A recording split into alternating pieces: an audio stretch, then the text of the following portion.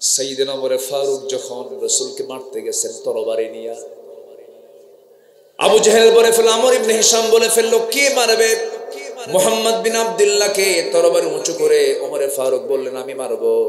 রওনা দিয়েছেন তিনি, কিন্তু পারলেন না, কারণ তার কানের মধ্যে ঢুকে গেছে আল্লাহর কালামের তেলাওয়াত। তাহা মা আনজালনা আলাইকাল কুরআন লিতাশকা, এই আয়াত যখন শুনলেন সঙ্গে সঙ্গে তিনি চোখের পানি আটকাতে পারলেন না। আয়াতগুলো নিয়ে গিয়ে নবীর সামনে দাঁড়ায় চোখের পানি ফেলে ফেলে তরবারি নবীর পায়ের কাছে রেখে দিয়ে বলছে, আল্লাহর নবী, আপনাকে আজকে হত্যা করতাম কিন্তু পারলাম না, কোরআন তেলাওয়াত আমাকে হারায় দিয়েছে। জোরে বলি সুবহানাল্লাহ। ওমর কি মানুষ হয়ে গেলেন দেখেন, কি ব্যক্তি হয়ে গেলেন তিনি। রাষ্ট্রের তহবিলে কিছু মধু ছিল, রাষ্ট্রের তহবিলে কি ছিল? মধু ছিল। সেই মধুটা রাষ্ট্রের তহবিলই ছিল, তার মধুর প্রয়োজন, তিনি অসুস্থ, মধু তাকে শরীরে প্রয়োগ করতে হবে, মধু নিচ্ছেন না। তিনি বললেন, জনগণ আমাকে যতক্ষণ পর্যন্ত রায় না দেবে আমার এই মধুটা নেওয়া আমার জন্য হারাম। জনগণ যদি আমাকে জায়েজ বলে দেয় আমি তখন মধুটা আমি নিতে পারবো। আল্লাহু আকবার। আমার বন্ধুগণ, ওমর ফারুক রাদিয়াল্লাহু তাআলা আনহু তার এক ছেলে বাজার থেকে ছোট্ট ঘোড়া কিনে এনেছেন। তিনি ঘোড়াটাকে বড় করে বিক্রি করবেন, মোটা তাজা করে বিক্রি করবেন। তার ছেলে ঘোড়া কিনে আনছে, কিন্তু ঘোড়াটাকে ঘাস খাওয়ায়। ওমর ফারুক যেখানে থাকেন সেটা হলো রাষ্ট্রের জায়গা, তার পিছনে একটা রাষ্ট্রের জায়গা আছে, সেখানে ঘাস জন্মায়। সেই রাষ্ট্রের জায়গার উপরে যে ঘাস জন্মায় সেই ঘাস তার ছেলে সেই ঘোড়াকে খাওয়ায় আর ধীরে ধীরে বড় করে। ঘোড়া যখন বড় হয়ে গেল, মোটা তাজাকরণ করার পর ঘোড়া বিক্রি করতে গেছে লাভ করার জন্য, বাজারে বিক্রি হয়ে গেছে। কিন্তু যেদিন বিক্রি হয়েছে সেদিন ওমর ফারুকের বাড়ি থেকে বের হন না, আমার ছেলে আগে আসুক। দরজার মুখে দাঁড়ায় আছেন, সামনে ছেলে যখন দাঁড়ায় আছে, ছেলেকে বলছেন, আমার কলিজার টুকরার সন্তান, ঘোড়া কোথায়? বিক্রি করেছি। কিনছো কত? এত। বিক্রি করছো কত? এত। লাভ হয়েছে কত? এত। এই লভ্যাংশের টাকাটুকু রাষ্ট্রীয় কোষাগারে জমা দাও, কারণ ঘোড়া তোমার হতে পারে কিন্তু ঘাস হলো রাষ্ট্রের জায়গা। আর একটু আস্তে কর সুবহানাল্লাহ। কিসের তেলাওয়াত বলেন? কিসের তেলাওয়াত? কোরআনের তেলাওয়াত। ওমর ফারুক রাদিয়াল্লাহু তাআলা একদিন রাষ্ট্রের কিছু মধু পেলেন ভাগে, সেই মধুটা আবার 5 ভাগে ভাগ করে তিনি প্রতিবেশীদের মাঝে সমান করে দিবেন। মধুর বোতলটা নিয়ে এসে বউকে বলছেন, বউ আমার, বেশি দিন কিন্তু আগের কথা নয়, ওমর ফারুক ছিলেন 40টা রাষ্ট্রের তিনি রাষ্ট্রপ্রধান। কয়টা রাষ্ট্র বলেন? 40টা রাষ্ট্রের রাষ্ট্রপ্রধান তিনি। হাতের মধ্যে মধু নিয়ে এসে বউকে বলছেন, বউ আমার, এই মধুর বোতলে 5টা ভাগ করবে, আমাদের একটা অংশ আর বাকি 4টা অংশ প্রতিবেশীর মাঝে বন্টন করবে। বউকে দায়িত্ব দেওয়ার 2 থেকে 3 মিনিট পর আবার বলছেন, স্ত্রী, মন খারাপ করা যাবে না, আমি তোমাকে মধুভাগের দায়িত্ব দেব না, আমি অন্য কাউকে দেব। বলুন, কোন স্বামী যদি স্ত্রীর সঙ্গে এমন আচরণ করে পরিবেশ কেমন হবে? কিছুই হবে না। মানে আপনাদের বউরা সব রাবেয়া বস্ত্রী হয়ে বসে আছে, কোনো গন্ডগোল করবে না, না? হ্যাঁ, লাগবে কিছু, লাগবে নাকি? লাগবে কিনা? তুমি সংসার করবে আমার সাথে, এত সন্দেহ করো? কিচ্ছু বললেন না তার স্ত্রী, মধুর বোতলটা নিলেন, কিন্তু মনক্ষুণ্ণ হওয়ার স্বাভাবিক। মধুর বোতলটা নিয়ে প্রতিবেশীর একজনের কাছে গিয়ে বললেন, ও আমার প্রতিবেশী ভাই, এই যে মধুর বোতল তোমাকে দিয়ে গেলাম, এটাকে তুমি সমান 5 ভাগে ভাগ করবে, একটা ভাগ আমাকে দেবে, বাকি 4 ভাগ 4 জনকে দিয়ে দিবা। তিনি তার অংশ, মধুর বোতল নিয়ে তার অংশটুকু নিয়ে বউয়ের সামনে এসে বলছে, আমার স্ত্রী, আল্লাহর কসম করে বলি, আল্লাহর কসম করে বলি, আমি তোমাকে ভালোবাসি, আমি তোমাকে সন্দেহ করি নাই, আমি তোমাকে ডাউট করি না, আমি তোমাকে একটাবারের জন্য সন্দেহ করে আমি তোমার কাছ থেকে মধুর বোতল ফেরত নেই নাই। মধুর বোতলটা ফেরত নেওয়ার উদ্দেশ্য হলো, মধু হলো তরল জিনিস, এটাকে ভাগ করতে গেলে, এটাকে যখন তুমি ভাগ করতে যাবে সেই সময় কিছু মধু তোমার হাতে লেগে যাবে, সেই মধুটা 1 ফোঁটা হোক, 2 ফোঁটা হোক, 3 ফোঁটা হোক, এতটুকু মধু আমাদের ভাগে বেশি আসুক চাই নাই মনে করে মধুভাগের দায়িত্ব আমরা অন্যের কাঁধে তুলে দিয়েছি। কিসের তেলাওয়াত? বলেন কিসের তেলাওয়াত? কোরআন। তেলাওয়াত করলে মানুষ ভালো হয়ে যায়, বলি আলহামদুলিল্লাহ। আমরা কোরআনটাকে বুঝবো নিয়মিত, জোরে বলি ইনশাআল্লাহ।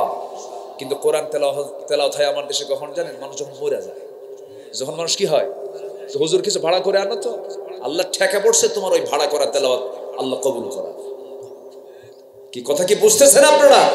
সারা জীবন আকাম কুকাম করে বেরিয়েছ, কোরআন নাসিল হয়েছে মরা লোকের জন্য, জিন্দা লোকের জন্য। জিন্দা লোকের জন্য কোরআন নাসিল হয়েছে। সম্মানিত ভাইয়েরা, এই কোরআন তেলাওয়াত করেই তো ওমর ভালো হয়েছে। একজন সাহাবী নবীর সামনে বসে বসে কাঁদে। রাসূল বলেন, সাহাবী কাঁদলো কেন? হুজুর, আপনি বলেছেন ইসলাম কবুল করলে সব গুনাহ মাফ হয়, কিন্তু আমার মনে হয় একটা গুনাহ মাফ হয় না। কি গুনাহ? হুজুর, নিজের হাতে নিজের মেয়েকে খুন করেছে। রাসূল বললেন, কেমনে খুন করেছে বলো তো? নবীজি আবার শুনতেন, কেউ কোনো কথা বলা শুরু করলে অনেক লম্বা সময় চুপ থেকে শুনতেন। দেখবেন না সমাজে কিছু লোক আছে শুনতে চায় না, খালি কয়, এরকম আছে না কিছু লোক আছে? রাসূল এরকম ছিলেন, রাসূল শুনতেন লম্বা সময় নিয়ে। বসো, কি বলতে চাও বল। আমার নবীজি সামনে থেকে বসায় দিলেন, চোখে তার পানি টলমল করছে, কাঁদতেছেন। রাসূল বলছেন, কেঁদো না সাহাবী, কি হয়েছে বলো? তিনি বলছেন, হুজুর, আমি যেদিন থেকে দিন গ্রহণ করেছি সেই দিন থেকে আজ পর্যন্ত কোন রাত আমি ঘুমাতে পারি না। একটা বারের জন্য, একটা রাতের জন্য আমি ঘুমাতে পারি নাই। একটা কারণ, সেটা হলো ইসলাম গ্রহণের পূর্বে কোনোদিন মনে হয় না এমন কিছু, কিন্তু যেদিন থেকে ইসলাম গ্রহণ করেছি সেদিন থেকে রাতের বেলা যখন ঘুমাতে যাই তখন মনে হয় পিছন থেকে আমার সেই মেয়েটা ডাকতেছে আব্বা আব্বা বলে। কি করেছে বলো তো? খুঁজো। আমি আমার স্ত্রীর গর্ভে যখন সন্তান হলো সেই সময় বললাম, বাবার বাড়ি যাও, সন্তান যদি ছেলে হয় নিয়ে আসবে, মেয়ে হলে জীবন্ত পুঁতে হত্যা করবে। পাঠায় দিলাম, সন্তানটা মেয়ে হয়েছে, বউটা আমাকে আড়াল করে সন্তান মেয়ে হয়েছে না বলে সন্তান মৃত হয়েছে। সন্তানটাকে পাশের বাড়িতে রেখে সন্তানকে ধীরে ধীরে আমার আড়ালে বড় করেছে। 6 বছর দেখি নাই কোনোদিন। হঠাৎ করে একদিন আমার সামনে পড়ে গেল, চট করে ধরলাম, আমার মতো চোখ, আমার মতো কপাল, আমার মতো হাত পা, চট করে ধরে বউয়ের সামনে হাজির করলাম। বউটা আমার থরথর করে কাঁপে আর বলে, সন্তানের তথ্য কতক্ষণ গোপন করব, সন্তান তো আমাদেরই। আমি দারুণ খেপে গেলাম, অগ্নি শর্মা হয়ে গেলাম। শিরকিয়াতের কারণে, জাহালাতের কারণে মেরে ফেলার জন্য প্ল্যান করলাম, সূক্ষ্ম অভিনয় শুরু করলাম। মেয়েটাকে কোলের মধ্যে আদর করলাম। মেয়েটা বলছে, বাবা তুমি তো খুব ভালো, আমার মা তোমার সঙ্গে কেন পরিচয় করে দিল না? হুজুর, আমার সন্তানটা আমাকে সম্পূর্ণ বিশ্বাস করে আমাকে চুমা খায়, আমাকে আদর করে। পরের দিন সকালবেলা বললাম, মা তোমাকে আজকে তোমার নানির বাড়ি নিয়ে যাব।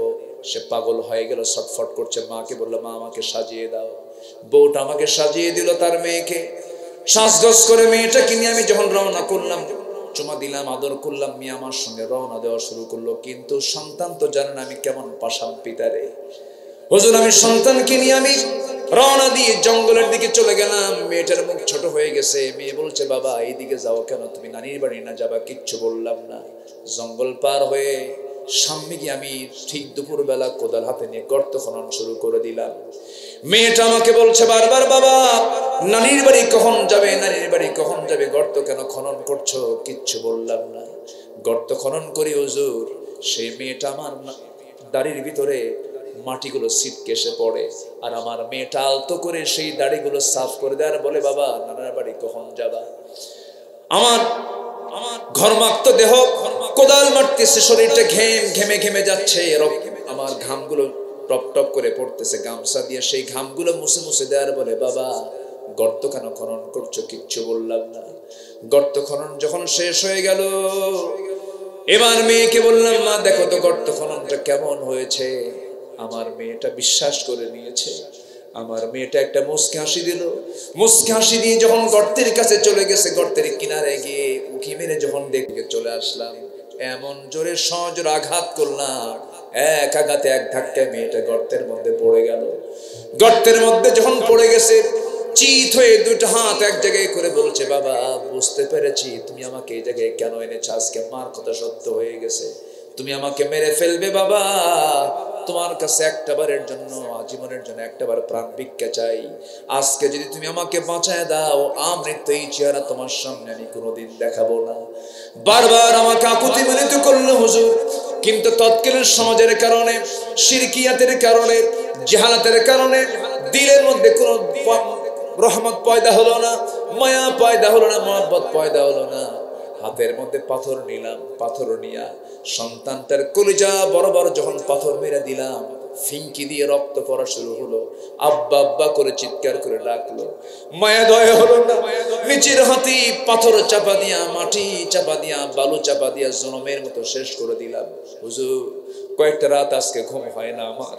বারবার সন্তানের ডাক যেন আমাকে ডাকতেছে, কে যেন পিছন থেকে ডাকে, এরকম মনে হয়। রাসূল সাহাবীকে জড়িয়ে ধরে বলছে, সাহাবী রে, দিন গ্রহণ করার কারণে তোমার এত বড় গুনাহ আল্লাহ রাব্বুল আলামিন তোমার জীবন থেকে সাফ করে দিয়েছে। আমার ভাইয়ের এই অসভ্য মানুষগুলো, যেই সমাজের মানুষগুলো নিজের মাকে বিয়ে করত, সৎ মাকে বিয়ে করত, কাবাকে সামনে রেখে চতুর্দিকে তারা উলঙ্গ হয়ে তোয়াফ করতো, সেই মানুষগুলো সোনার মানুষের রূপ নিলেন। আবু বকর তৈরি হলো, ওমর তৈরি হলো, আলী তৈরি হলো, ওসমান তৈরি হলো। এই যে জগৎধন্য মানুষগুলো সেই সমাজ থেকে বের করে টেনে এনেছেন কিসের তেলাওয়াত দিয়া? ইয়াতলু আলাইহিম আয়াতিহি কি ওয়ায়ুযাক্কিহিম ওয়া ইউআল্লিমুহুমুল কিতাব ওয়াল হিকমাহ। জোরে বলি আল্লাহু আকবার। এক নাম্বার তেলাওয়াত। এক নাম্বার কি? তেলাওয়াত। প্রেসিডেন্ট ওয়ার্ল্ডের একজন প্রেসিডেন্ট কিন্তু আছেন হাফেজ, রিসেপ তাইয়েব এরদোয়ান। প্রেসিডেন্ট ওয়ার্ল্ডে একজন প্রভাবশালী একজন প্রেসিডেন্ট, একজন হাফেজ। মিশরের প্রেসিডেন্ট সাবেক ডক্টর মোরসি একজন হাফেজ, যার সিনার মধ্যে কোরআন থাকে। এটা নূর, তো নূর আছে যেখানে, আলো আছে সেখানে জুলুমাত দূর হয়ে যায়। সমাজে এই যে পচন ধরেছে, এই পচন দূর করার জন্য কি দরকার বলেন? কি দরকার? কোরআন দরকার। সে কোরআন থেকে কিছু কথা বলতে চাচ্ছি, সবাই শুনতে রাজি আছেন তো? এর মধ্যে কোনো কিছু বাদ পড়েছে? সব কিছু আছে না নাই? শুধু নাই শব্দ বাদ দিয়ে সবই আছে। বলি আলহামদুলিল্লাহ। সে বিশাল গ্রন্থ থেকে আমি কিছু কথা বলতে চাচ্ছি। পড়ুক না, যা আছে কুয়াশা পড়ুক, এটা নিয়ে পেরেশানির দরকার নেই। মাথায় না পড়লেই হলো। মাথায় পড়লে তখন তো আর উপায় নাই। থাকুক, পড়ুক, যেখানে আছে থাকুক। আমি যতক্ষণ আছি আপনি আমাকে সময় দেবেন তো নাকি? গতকালকে আমার মাহফিল ছিল বেশি দূরে না, সিলেট। আজকে পাবনা, আগামীকালকে কুমিল্লা। হ্যাঁ, তো আমারও পেরেশানি আছে, তবে আপনার চাইতে পেরেশানি কিন্তু আমার বেশি। অতএব আমাকে ছেড়ে কেউ যাবেন? আমাকে ছেড়ে কেউ যাবেন? সবাই থাকতে রাজি আছে তো? বিগত সকল সময়ের চাইতে এবার মাহফিলের পরিমাণ কমছে না বাড়ছে? আমার মনে হয় এলাকায় এটাই মনে হয় শেষ মাহফিল হচ্ছে নাকি? আরো মাহফিল আছে তো, কিন্তু হয়েও গেছে বহু, বহু হচ্ছে, হয়ে গেছে, আরো হবে, হওয়া দরকার। আল্লাহ কবুল করুন। যত বেশি হবে জিকির হবে কার? আল্লাহ তাআলা। আর বেশি হলে পরে তখন যাত্রা টাত্রা আসবে না, আকাম কুকাম হবে না। যারা মাহফিল কমিটির দায়িত্ব পালন করবে তারা কখনো যাত্রার কমিটির দায়িত্ব পালন করতে পারবে না। ওগুলো ভণ্ডামি বাদ দিতে হবে। মসজিদ মে নামাজ পড়ো, হোটেল মে শরাব পেও। মসজিদে নামাজ পড়ো, হোটেলে গিয়ে মদও খাও। আল্লাহ খুশি থাক, শয়তানও যেন বেজার না হয়। এই চরিত্র কি ইমানদারের না মুনাফিকের? ইমানদারের না মুনাফিকের? আমরা কি হতে চাই বলুন? কি হতে চাই আমরা? ইমানদার। আসুন আমরা মূল আয়াতের দিকে যাই। আমি দুটো আয়াত আমি তেলাওয়াত করছি, আমি খুব বেশি সময় নেব না। আপনার বিরক্ত হওয়ার আগেই আমি শেষ করব। বিরক্ত মানে কি? আপনার মানে একটা টাইম থাকে তো, মনের শরীরের বিভিন্নভাবেই আমি আপনার বিরক্তির উদ্রেক হব না। আমি খুব অল্প সময় শেষ করব। শুধু আমি দুটো আয়াতের একটু হক আদায় করার চেষ্টা করব, যেটা এখান থেকে আমি তেলাওয়াত করেছি। একটু আসল মূল আলোচনার দিকে যাচ্ছি। এই পৃথিবীতে চলতে গেলে আমরা ব্যবসা শব্দ শুনলে আগ্রহ কমে না বাড়ে? বলেন বলেন। জানো ওই ব্যবসাটা না খুব ভালো। কি ভাই, কোন ব্যবসা? কি আগ্রহ আছে না নাই? আচ্ছা, আল্লাহ তাআলা এই জন্য এই আয়াতের মধ্যে বিজনেস ঢুকাইছেন। কি ঢুকাইছেন? বিজনেস। তিনটা কাজ কোনো বান্দা যদি করে তার বিজনেসে কোনোদিন লস হবে না। জোরে বলি সুবহানাল্লাহ।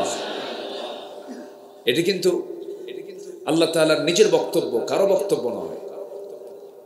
আল্লাহ রাব্বুল আলামিন বলেন, ইন্নাল্লাযীনা ইয়াতলুনা কিতাবাল্লাহি ওয়া আকামুস সালাতা ওয়া আনফাকু মিম্মা রাযাকনাহুম সিররান ওয়া আলানিয়াতান ইয়ারজুনা তিজারাতান লান তাবুর। জোরে বলুন আল্লাহু আকবার। নিঃসন্দেহে যারা নাম্বার ওয়ান, এক নম্বর যারা কাজ করবে, এক নম্বর কাজ হলো যারা আল্লাহর কালামটাকে তেলাওয়াত করবে। কি করবে বলেন? তেলাওয়াত করবে। তেলাওয়াতের আগে হলো কিরাআত। প্রথম যে ওহীটা নাজিল হয়েছে সেটা হলো কিরাআত। ইকরা, পড়ো। কার নামে? আসতে বলবেন না, কার নামে? আল্লাহর নামে পড়ো। প্রথম যে ওহীটা নাজিল হলো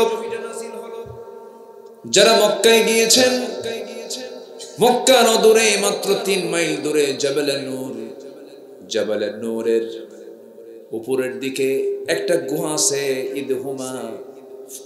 সেই গুহার নাম হলো গারে হেরা। সেই গারে হেরার ভিতরে আমার নবীজি 5টা বছর ধ্যানমগ্ন থাকলেন। সেই 5 বছর ধ্যানমগ্ন থাকতে থাকতেই সেই জায়গায় সেই ফেরেশতা আসলেন, যে ফেরেশতা সকল পয়গম্বরদের মাঝে এসেছিলেন। জিবরিল আমিন নবীর কাছে ওহী নাযিল করলেন, ইকরা বিসমি রাব্বিকাল্লাযী খালাক, খালাকাল ইনসানা মিন আলাক, ইকরা ওয়া রাব্বুকাল আকরামুল্লাযী আল্লামা বিল কলম, আল্লামাল ইনসানা মা লাম ইয়ালাম। জোরে বলুন আল্লাহু আকবার। নবী হ্যাঁ, আপনি পড়ুন কার নামে? আসতে বলবেন না, কার নামে? আল্লাহর নামে, যিনি মানুষকে সৃষ্টি করেছেন। সৃষ্টি করেছেন জমাট রক্ত থেকে, ঝুলন্ত থেকে। যোগ সদৃশ ছিল মানুষের। যখন আল্লাহ পাক মানুষ সৃষ্টি করে, যখন সুরক্ষিত একটা জায়গার মধ্যে মার জরায়ুতে যখন রেখেছেন, এটা প্রথমে ছিল হলো আলাক, জোকের মতো দেখা যায়। বিশ্ববিখ্যাত একজন ভ্রূণ বিজ্ঞানী, ভ্রূণ তথ্যবিদ, এমব্রায়োলজির একজন গবেষক ডক্টর কেইট মুর, উনি এই এমব্রায়োলজির উপরে অনেক কিছু তথ্যপাথ্য দিয়েছেন। ওনার কাছে যখন আলাক শব্দটা গেল, কোরআনের এই থিসিসটা যখন গেল, তখন ওনাকে নতুন করে জানানো হলো যে আলাক মানে হলো জোকের মতো কোনো কিছু দেখা যায়, এমন কিছুকে আলাক বলা হয়। উনি এটাকে মাইক্রোস্কোপ যন্ত্র দিয়ে দেখা শুরু করলেন, গভীর গবেষণা করে দেখেন কোরআন যে অর্থ দিয়েছে, কোরআন যে রায় দিয়েছে, এটাই রাইট। জোরে বলে সুবহানাল্লাহ। সম্মানিত বন্ধুগণ, এই বছর দুয়েক আগে কাতার থেকে দেশে আসছিলাম, দোহা টু ঢাকা, দোহা টু ঢাকা। তো দোহা থেকে ঢাকার পথে আসতে নিয়ে আমি বিমানে চড়ি, মাঝে মাঝে চড়া হয়। তো বিশাল মানে জাস্ট মেঘের উপরে যখন বিমানটা চলতেছিল, নিচের দিকে তাকায় আমার চোখটা গেল সুদূর পর্যন্ত, চোখ আর পারলো না, এত মেঘ, বিশাল মেঘমালা। তো ভাবলাম এই মেঘের কি ওজন আছে নাকি, আমি জানতাম। একটু চিন্তা করলাম, এর ওজন যদি থাকে তাহলে তো কাম সারা। একটু সার্চ দিলাম, সার্চ দিয়ে দেখি যে না, মেঘের ওজনও আছে। বিজ্ঞান বলছে কিউমুলাস নামে কিছু মেঘমালা আছে যাদের ওজন হলো 10 লক্ষ টন। আল্লাহু আকবার বলেন। কিউমুলাস নামে কিছু কি বলে মেঘমালা আছে যাদের ওজন আরো বেশি। ভাবলাম দেখি তো কোরআনে আছে নাকি এই বক্তব্য। আল্লাহ রাব্বুল আলামিন 1500 বছর আগে জানায় দিলেন, হুয়াল্লাযী ইউরীকুমুল বারকা খাওফান ওয়া তামআন ওয়া ইউনশিস সাহাবাত সিকাল। জোরে বলুন আল্লাহু আকবার। তিনি সেই মহান প্রভু যিনি এই আকাশে মেঘমালা সৃষ্টি করেছেন, জমাট করেছেন এবং সেটাকে ওজন করে ভারী করে সেখানে ঝুলায় রেখেছেন। জোরে বলি সুবহানাল্লাহ। যদি মেঘগুলো যদি পড়ে যেত, বলেন, যদি মেঘগুলো পড়ে যেত, মানুষ কি বাঁচত? এই ইমারত, এই সুন্দর ঘর বাড়ি, এগুলো কি একটাও থাকতো? তাহলে আকাশে ঝুলিয়ে রেখেছেন মেঘগুলোকে কে? এই মেঘ বাষ্পীয় আকারে জমিন থেকে যখন পানিগুলো তুলে নেন বাষ্পীয় আকারে, এই সিস্টেমটা না করে যদি পাইপিং সিস্টেম হতো, পৃথিবী চলতো? পৃথিবী চলতো? সব কিছু ম্যানেজমেন্ট করেছেন যিনি আমার, তিনি কে? আল্লাহ তাআলা। সম্মানিত ভাইয়েরা, প্রথমেই বৃষ্টি নয়, প্রথমে বায়ুর প্রবাহ। কিসের প্রবাহ বলেন তো? বায়ুর প্রবাহ। এরপরে মেঘের স্তূপীকরণ, এরপর সেই ঘনীভূত সেই মেঘ থেকে আল্লাহ তাআলা এটাকে গলে গলে বৃষ্টি আকারে জমিনটাকে, ধুলাই মলিন জমিনটাকে সিক্ত করেন। তিনি কে? আল্লাহ তাআলা। এটা বিজ্ঞান হালে এসে প্রমাণ করছে যে প্রথমে বায়ুর প্রবাহ হয়, এরপরে বৃষ্টি নাজিল হয়। তাহলে এই তথ্যগুলো আজকে বিজ্ঞান 19-20 শতকের সময় এসে বলল, অথচ আল্লাহ রাব্বুল আলামিন এই কথাটা আজ থেকে আরো 1500 বছর আগে বললেন। জোরে বলে সুবহানাল্লাহ। তাহলে এখন বলুন তো, বিজ্ঞান প্রমাণ করলো না কোরআন থেকে ধার নিল? কোরআন থেকে ধার নিয়েছে। আল্লাহ রাব্বুল আলামিন বলেন, আল্লাহুল্লাযী ইউরসিলুর রিয়াহা ফাতুসিরু সাহাবান ফায়াবসুতুহু ফিস সামাই কাইফা ইয়াশা ওয়া ইয়াজআলুহু কিসাফান ফাতারাল ওয়াদাক ইয়াখরুজু মিন খিলালিহি فإذا أصاب به من يشاء من عباده إذا هم يستبشرون।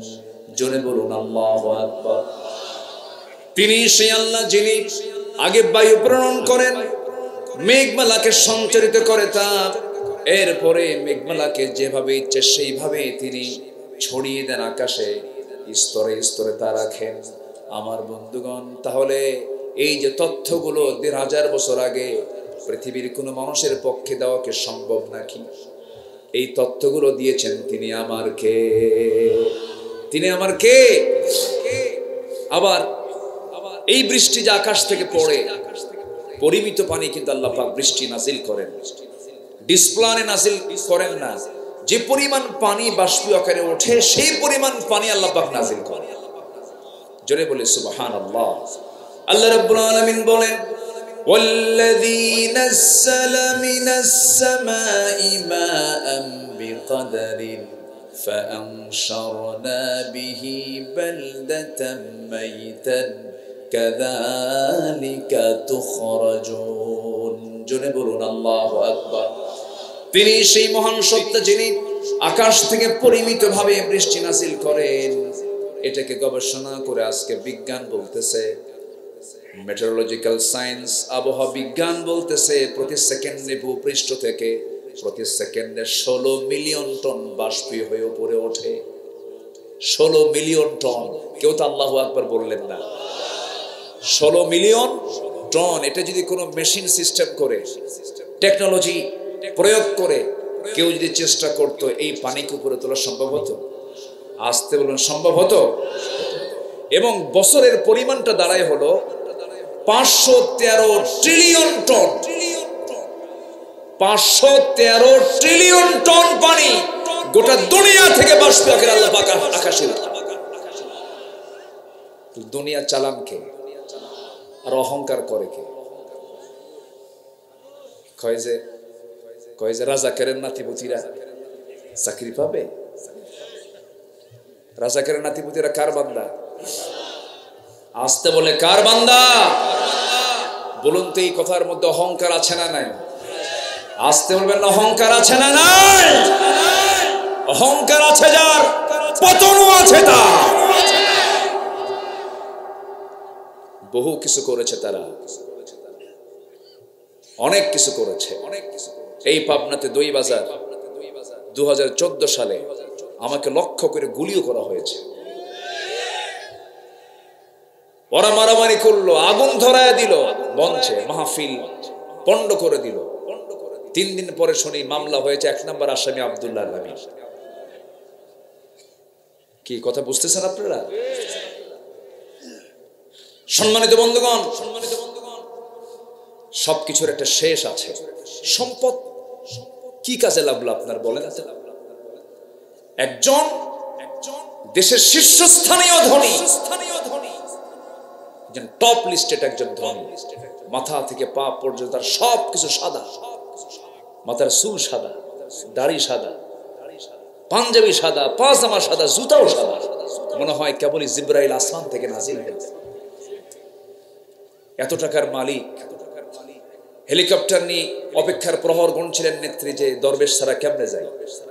দরবেশ আসতে পারে না, দরবেশ উঠছে নৌকায় গিয়ে, মাথার চুল কালো বানাইছে, দাড়িটা কাটছে।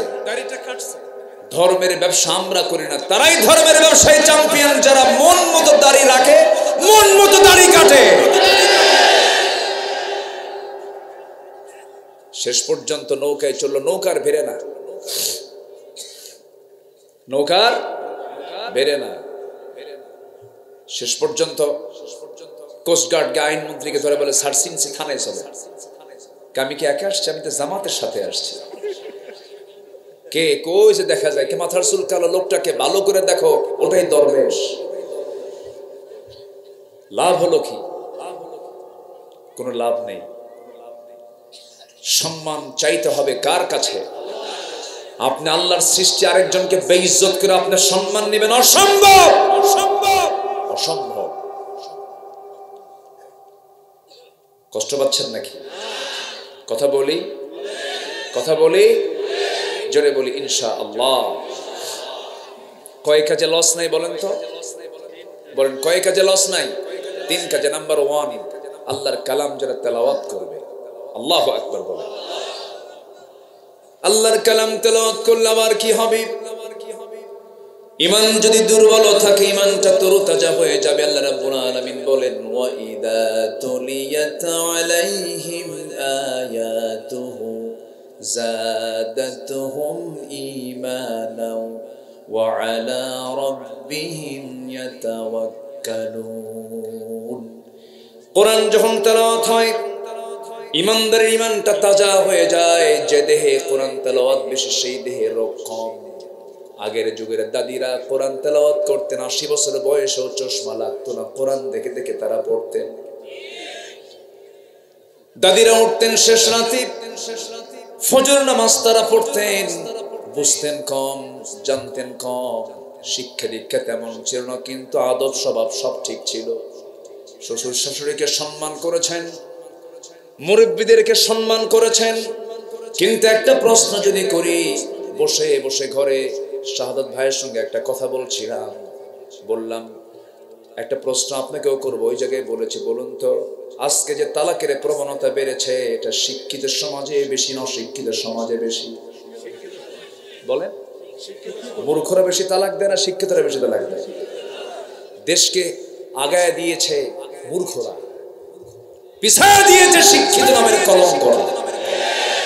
শ্রমিক শ্রম দিয়ে দেশকে আগায় দিয়েছে। এরপর প্রবাসী, আধুনিক মালয়েশিয়াকে সাজিয়েছে আমার দেশের প্রবাসীরা, কাতারকে সাজিয়েছে আমার দেশের প্রবাসীরা, রেমিটেন্স পাঠালো প্রবাসীরা। মূর্খ মানুষ, তেমন এলেম কালাম নাই, প্রবাসী দেশকে আগায় দিল। কানে হাওয়া করে কাঁদবে, সেন্সলেস হয়ে পড়বে, এরপরে হুঁশ থাকবে না, 3 দিন খাবে না, 6 দিন গলা ভেঙে বসে থাকবে, পাগলের মতো ছোটাছুটি করবে।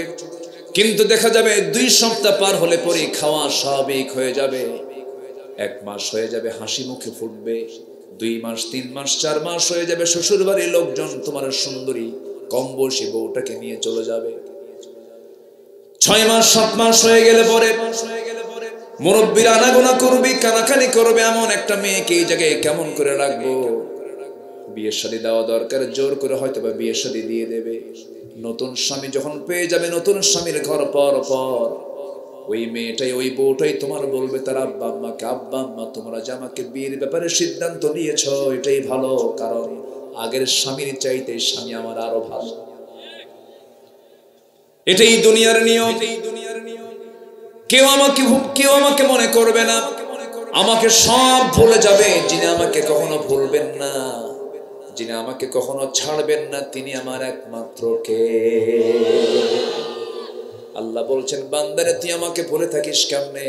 তুই কি জানিস তুই আমার দিকে 1 হাত আগালে আমি তোর দিকে 10 হাত আগাই। তুই আমার দিকে হেঁটে হেঁটে আসবি, আমি তোর দিকে দৌড়ায় দৌড়ায় যাব।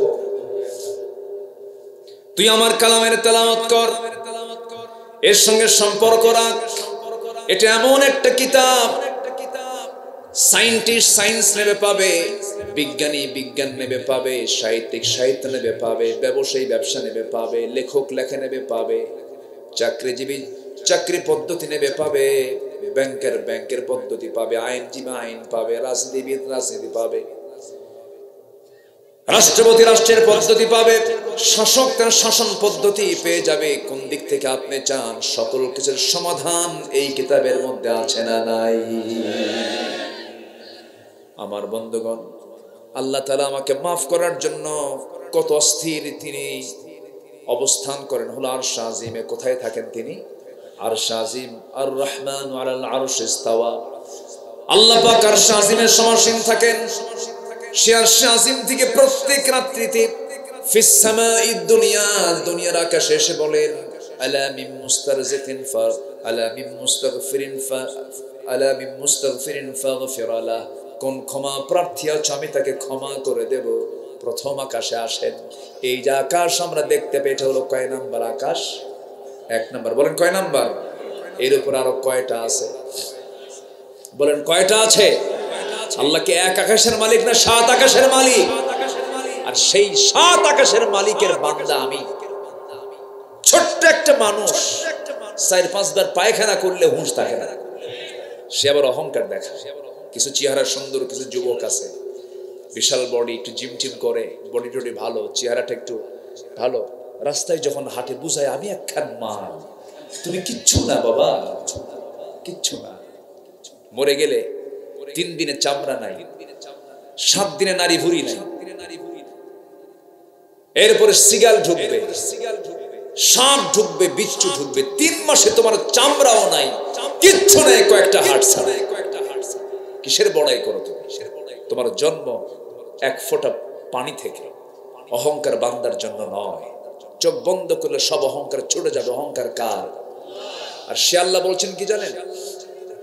সে আল্লাহ বলতেছেন, বান্দা আমি দুনিয়ার আকাশে চলে আসি আমি তোমাকে মাফ করার জন্য। আকাশটা কত বড় দেখেন।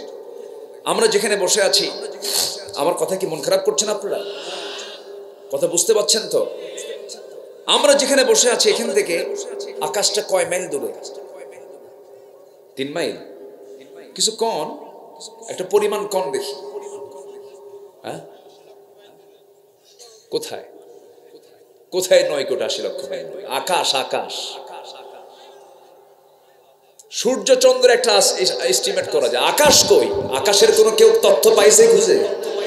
কিন্তু আকাশ দেখা যায় না? দেখা যায়। এই ছাদের মালিককে খুঁটি কয়টা? 4-5টা আছে মনে হয়, নাকি? কোন খুঁটিমুটি আছে? বলুন তো, পৃথিবীর কোন ছাদকে সঙ্গে পারবে? কাতারে গিয়েছিলাম, কাতারে এক শপিং মার্কেটে ঢুকে দেখি আকাশ রাতের বেলা দিনের মতো। ওরা পুরো উপরটাকে পুরো চাঁদনি রাতের মতো সাজাইছে, দিনের মতো সাজাইছে। মানে আকাশের ডিজাইন তারা করেছে। আকাশটা কত আধুনিক ডিজাইনের আকাশ, ছাদ। আল্লাহু আকবার। পৃথিবীর কোন বিল্ডিং কি খুঁটি ছাড়া হয়? আর আল্লাহ পাক একটা ছাদ বানায় রাখছেন, কোনো খুঁটি নেই। জোরে বলি সুবহানাল্লাহ। বিগাইরি আমাদিন তারাউনাহা। আমার ভাইয়েরা, এই আকাশটা কত দূরে? কান লাগাবেন, কানটা খরগোশের মতো খাড়া করবেন, মনোযোগ দিয়ে শুনুন। একটু ওই হাদিসের দিকে ব্যাখ্যা দিতে নেই, কথাটা বলতে আমি বাধ্য হচ্ছি, একটু বলা দরকার, একটু শোনেন। আমার আল্লাহ কত দূর থেকে আমাকে মাফ করার জন্য প্রথম আকাশে আসেন। আমরা যেখানে বসে আছি পাবনা জেলার সুজানগর উপজেলার উলাট গ্রামে আমরা বসে আছি। এই জায়গা থেকে আমরা যদি উপরের দিকে তাকায় একটা আকাশ দেখতে পাই, সূর্য দেখতে পাই, রাতের বেলা চাঁদ দেখতে পাই। এই চাঁদের দেশে মানুষ গেছে, সূর্যের কাছে মানুষ যেতে পারে নাই, কিন্তু কিছু তারকারা যে আকাশে দেখা যায়, তারকা একটা দুইটা নয়, বেটেল জুইস নামক একটা তারকা আছে, যে তারকা সূর্যের চাইতে 33 কোটি গুণ বড়। একটু আস্তে কোন সুবহানাল্লাহ। কত কোটি গুণ? কত কোটি গুণ বলেন? সূর্যের চাইতে একটা তারকার আকার 33 কোটি গুণ বড় একটা তারকা। এরকম করে গ্যালাক্সি, এক একটা গ্যালাক্সির মধ্যে আছে 500 বিলিয়ন তারকা। মিলিয়ন না, 500 বিলিয়ন তারকা আছে এক একটা গ্যালাক্সির মধ্যে। ওটা কিন্তু আকাশ না, মহাশূন্যে ঝুলতেছে, মহাশূন্যে ঝুলতেছে। এই তারকাগুলো বেটেলজুইস, সুপারনোভা, আড্রা, প্রক্সিমা সেন্ট্রাই, এই সমস্ত তারকাগুলোকে আল্লাহ রাব্বুল আলামিন মহাশূন্যের মাঝে ঝুলায় রেখেছেন। আবার আমার বন্ধুগণ, এরকম গ্যালাক্সি একটা দুইটা নয়, কোটি কোটি গ্যালাক্সি আল্লাহ রাব্বুল আলামিন মহাশূন্যে রেখে দিয়েছেন। মানুষ চাঁদে গেল, এখন মানুষ যদি চিন্তা করে আমরা একটা তারকার দেশ দেখতে যাব, পৃথিবীর সবচেয়ে নিকটবর্তী তারকার দেশ হলো প্রক্সিমা সেন্ট্রাই। প্রক্সিমা সেন্ট্রাই যদি কেউ যেতে চায়, দুনিয়ার কোনো যানবাহন দিয়ে কি যাওয়া সম্ভব নাকি? দিকে চেষ্টা করে দেখি তো নভোযান দিয়ে সম্ভব হয় কিনা। অ্যাপোলো 11 নামে একটা নভোযান আছে, লেটেস্ট নভোযান, যার ঘন্টার গতি হলো 39,000 কিলোমিটার। কত হাজার? মানুষ বানাইছে, কিন্তু মানুষের জ্ঞান যে নাই তা তো না। ঘন্টার গতি কত? 39,000 কিলোমিটার। অ্যাপোলো 11, এই অ্যাপোলো 11 যার ঘন্টার গতি হলো 39,000 কিলোমিটার। 39,000 কিলোমিটার বেগে যদি কেউ ওই নভোযানে চড়ে যদি রওনা দিয়ে দেয়, সেই সবচেয়ে নিকটবর্তী তারকার দেশ প্রক্সিমা সেন্ট্রায় যেতে যদি সময় নেয়, রওনা দেয়, তার সময় লেগে যাবে পার আওয়ার 39,000 কিলোমিটার বেগে সময় লেগে যাবে 1,15,000 বছর মাত্র। যাবেন কারা কারা? হাত তোলেন। যাবেন? কেমনে যাবেন? বাঁচবেন কয়দিন? যাবেন কখন? কেউ তো সুবহানাল্লাহ বললেন না। জোরে বলেন সুবহানাল্লাহ। তাহলে তারকা সবচেয়ে নিকটবর্তী তারকার দেশে যদি যেতে এত সময় লাগে, আরো তারকা আছে, এরপর আকাশ আছে। আমার আল্লাহ কত দূর! এই যে আকাশ, এই আকাশের চাইতেও বিশাল বড় হলো দ্বিতীয় আকাশ, তার চারও বড় তার তৃতীয় আকাশ। সেই 7 আকাশের উপর হচ্ছে আরশ আজিম। সে আরশ আজিম থেকে প্রত্যেক রাতে প্রথম আকাশে এসে বলেন, বান্দা ক্ষমা চা, ক্ষমা করে দেব। জোরে বলে সুবহানাল্লাহ। ক্ষমা চাবে কখন? বিড়ি খাদি তো কামসা। এত বিড়ি এই জাতি খায়, ওরে বাপরে বাপ। এই যে আসতেছিলাম ওখানে, যখন আসতে বহু লোক দেখলাম আসতেছে, এক একটা লোকের মুখ থেকে এক একটা বিড়ির গন্ধ। মাহফিল শেষে মুসাফা করতে আসে, রাগ করেন না, আবার একটু মজা করে বলতেছে, মহাব্বতে মুসাফা করে, মুসাফা করি, মাশাআল্লাহ, কোনো সমস্যা নেই। কিন্তু কি বলে, গাড়িতে বসে যখন দু হাত যখন নাকে নেই, তখন দেখি সুঘ্রাণ আর সুঘ্রাণ। তো বললাম তাড়াতাড়ি কিছু দাও, হাতটা ধুয়ে ফেলে। এত বিড়ি জাতি খায়, মনে হয় জাতি মানে বান্দার সৃষ্টি হয়েছে বিড়ি খাওয়ার। ভাত একবেলা মিস হোক, বিড়ি মিস হওয়া যাবে না, ঠিক কি না? এত খাওয়া খায়, হ্যাঁ বিড়ি খেতেই হবে। আবার মাহফিল এসে বলে, হুজুর বিড়ি খাওয়া কি জায়েজ আছে? উনি চেষ্টায় আছেন যে এটাকে জায়েজ করা যায় কেন। আবার আপনি পান খান, বুড়া মানুষ, ঠোঁটটা লাল হলে দেখতেও সুন্দর লাগে, পান খান, পান খেতে সমস্যা নেই, কিন্তু পানের সাথে আবার হাকিমপুরি রহমতুল্লাহ আলাইহি কেন? এখানে কথা আছে, এখানে ক্লেম আছে না নাই? খাওয়া যাবে কি? মাদক নিয়ে কি কিছু কথা বলার দরকার আছে? নেশা নিয়ে বলার দরকার আছে না নাই? যার নেশা আছে তার ক্ষতি ছাড়া কিছু নাই। কোন নেশার দিকে আমরা যাব না। জোরে বলি ইনশাআল্লাহ। যুবকরা ভালো হও, তোমার হাতে আগামীর বাংলাদেশ উঠবে। নামাজটা পড়ো, চরিত্র সুন্দর করো। গার্লস স্কুলের সামনে যায়া ইতিমের মতো বসে দেখো, এগুলো লস প্রজেক্ট। ফুসকা টুসকা একসঙ্গে বসে খাইও না, সুরি ফিতে কিনে দেওয়ার দরকার নেই, একদম লস। একদম কি মনে থাকবে? আস্তে কয় মনে থাকবে। পিছনের দরজা দিয়ে যাবে না। বিয়ের প্রয়োজন হবে সামনে বলে ফেলবা, মুরব্বীকে বলে ফেলবা। যে যুবক বিয়ে করার আগ্রহ প্রকাশ করে সে চরিত্রবান, আর যে যুবক বিয়ে করার কোনো কথাই কয় না ও বাইপাস মারে।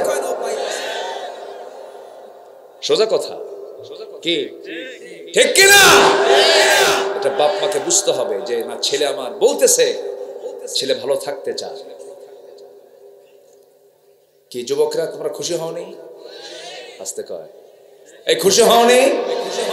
তাহলে প্রেম হবে বিয়ার আগে না বিয়ার পরে? কি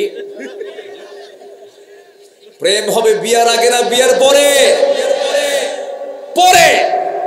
আগে কিসের? বিয়ের আগে যদি প্রেম করো, প্রেম কইরা বিয়ের আগেই সব শেষ হবে, বিয়ের পরে আর প্রেম খুঁজে পাবো না, খালি কি লেখি কি হবে দরকার নেই। শান্তি নাই এগুলোতে, এগুলোতে কোনো শান্তি নাই। যাও নাটক পাড়ায় যাও, যাও সিনেমা পাড়ায় যাও, আল্লাহর কসম করে বলি সিনেমা পাড়ায় যাও, নাটক পাড়ায় যাও, কোন পরিবারের শান্তি নাই। নাম বলবো না, দেখে নাও শান্তি কোথাও নাই। শান্তি ঈমান আনলে, আমল করলে, ইসলাম নিয়ে চললে, পরিবারকে আল্লাহওয়ালা বানালে, এখানেই শান্তি, এখানেই প্রশান্তি। জোরে বলি সুবহানাল্লাহ। কোন হাফেজের বাপ বৃদ্ধাশ্রমে থাকে না, কোন আলেমের বাপ মা বৃদ্ধাশ্রমে থাকে না। বৃদ্ধাশ্রমে থাকে সেই সমস্ত অর্বাচীন অযোগ্য সন্তানের বাপরা, যারা ডাক্তার হয়েছে কিন্তু আদব শিখে নাই, শিক্ষা তার, নৈতিকতা তার মধ্যে না। ধানমন্ডি শান্তি কে বলেছে মনে আছেন আপনাদের? ধানমন্ডির একজন বাসিন্দা, একজন অভিনেতার শ্বশুর বৈধ পিস্তল দিয়ে রাত 1টার দিকে লাইভে এসে মাথায় পিস্তল ঠেকায় বলল আমি সুইসাইড করছি, আমার সবই ছিল কিন্তু কেউ আমার আপন না। সম্পদ থাকলে শান্তি মিলে না। শান্তি, রিজিক, এগুলোকে বরকতময় করার জন্য 1 নাম্বার ব্যবসার পুঁজি হলো কিসের সঙ্গে সম্পর্ক রাখা? বলুন কিসের সাথে? প্রতিদিন আমার শুরু হবে অক্সিজেন ছাড়া মানুষ বাঁচে? ঈমানের অক্সিজেন কি তেলাওয়াত করা বলেন? যেমন ঈমানের অক্সিজেন কি তেলাওয়াত করা? কোরআন তেলাওয়াত করা। আমার বন্ধুগণ, আল্লাহ রাব্বুল আলামিন বলেন ইন্নাল্লাযীনা ইয়াতলুনা কিতাবাল্লাহি ওয়া আকামুস সালাতা ওয়া আনফাকু মিম্মা রাযাকনাহুম সিররান ওয়া আলানিয়া। আল্লাহর কালাম যারা তেলাওয়াত করবে তাদের ব্যবসায় কোনো লস হবে না। আমার বন্ধুগণ, আল্লাহ তাআলা এই কালামের মধ্যে যত দৃষ্টান্ত দিয়েছেন, কোন দৃষ্টান্তই কিন্তু অকাজের জন্য নয়। আল্লাহ পাক এই সূরার মধ্যে, এই কিতাবের মধ্যে একটা সূরার নামই দিয়েছেন মাকরসা। কি নাম দিয়েছেন? মাকরসা নামে একটা সূরা। মশার কথা বলেছেন সূরা বাকারার ভিতরে। এই লোকগুলো ওঠে কেন? কি কোন সমস্যা? হ্যাঁ, কি চাপ? চাপ শীতকাল তো বুঝি তো, চাপ লাগে। নিম্নচাপ নো প্রবলেম, দয়া করে কি ঊর্ধ্ব চাপে যাবেন না, বিড়ি খাওয়ার চাপও কিন্তু আছে। একটু বসেন, জি বসেন, কষ্ট পাচ্ছেন না তো? বসুন আমার ভাইয়েরা। জি অসুবিধা হলে শেষ করে দেব কিন্তু। হ্যাঁ বসেন। আল্লাহ পাক মশার কথা বলেছেন কোরআনে। কিসের কথা? কাফেররা কয় মাযা আরাদাল্লাহু বিহাযা মাসালা। কি দরকার ছিল আল্লাহর কাছে মশার উদাহরণ দাও কোরআনের মধ্যে? কি দরকার? মশা কি ছোটখাটো প্রাণী মনে হলো? কি ছোটখাটো? আচ্ছা, মশার ভয়ে মশারি আমরা টাঙ্গাই না? আমার ভয়ে মশাই দৌড়ায়। মশা দৌড়ায় না আমি বিপদে না মশা বিপদে? শক্তিশালী কে?